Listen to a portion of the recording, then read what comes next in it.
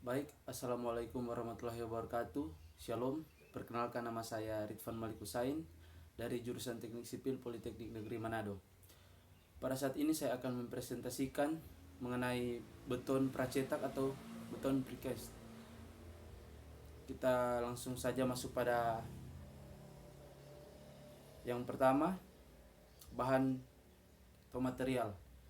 Baik, bahan atau material yang pertama kita gunakan yaitu adalah yang kedua pasir, beton.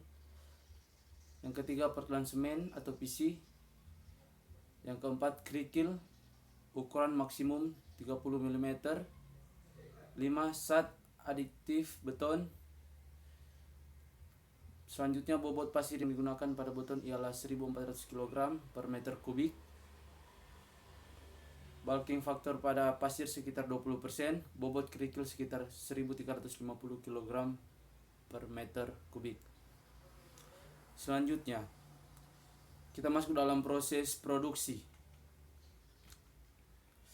Proses produksi yaitu langkah pertama pembuatan cetakan, langkah yang kedua pembuatan adukan beton, yang ketiga penuangan adukan beton, yang keempat pemasangan tulangan baja, dan yang kelima pengeringan beton. Selanjutnya komponen elemen.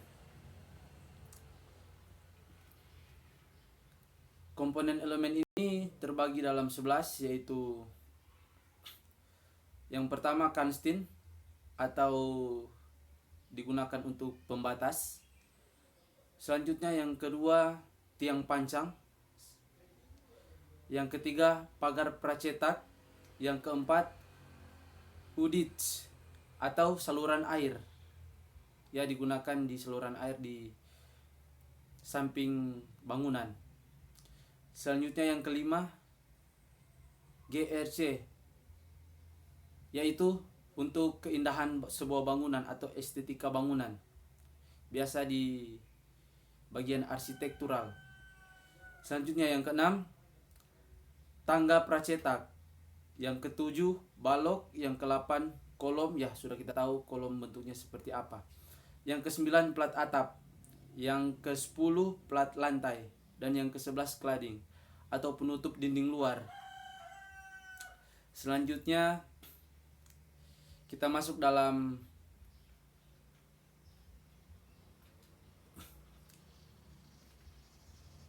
metode konstruksi. Seperti yang tertera di layar, itu adalah struktur metode konstruksi. Pembuatan aneka tulangan, yang pertama persiapan cetakan, yang kedua pemasangan tulangan dalam cetakan seiring dengan pembuatan aneka tulangan. Selanjutnya pengecoran beton pada cetakan elemen pracetak. Berikut curing atau quality control bersama dengan sampling. Selanjutnya pembongkaran cetakan. Selanjutnya finishing, penyimpanan dan pengangkatan. Baru selanjutnya elemen pracetak. Oke, kita masuk dalam sistem sambungan. Cara penyambungan yang dapat dilakukan dibedakan menjadi dua, yaitu sambungan basah dan sambungan kering. Masing-masing sambungan mempunyai keuntungan dan kerugian, sehingga penentuan jenis bergantung dari berbagai faktor, yang diantaranya adalah faktor biaya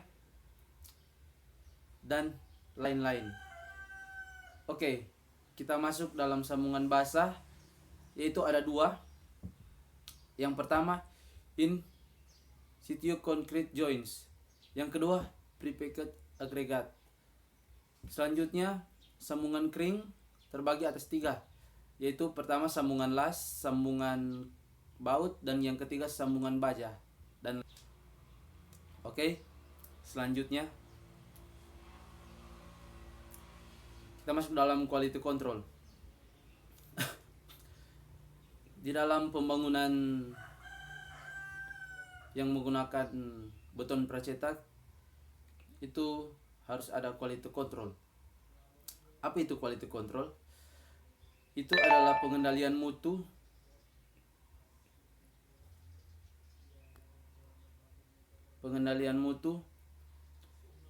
atau KICE untuk akronimnya, adalah suatu proses yang pada intinya menjadikan entitas sebagai peninjau kualitas dari semua faktor yang terlibat dalam kegiatan produksi, sedangkan dalam ruangan lingkup proyek konstruksi quality control atau disingkat KICE merupakan penanggung jawab dalam pengendalian mutu pelaksanaan proyek.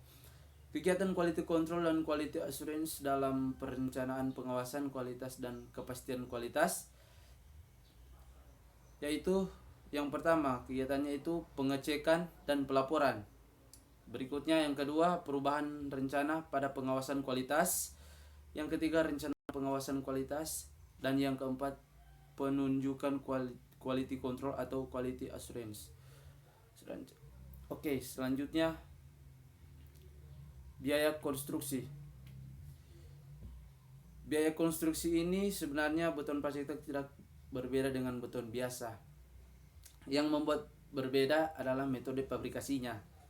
Pada umumnya penggunaan beton pracetak dianggap lebih ekonomis dibanding dengan pengecoran di tempat dengan alasan satu, mengurangi biaya pemakaian bekisting.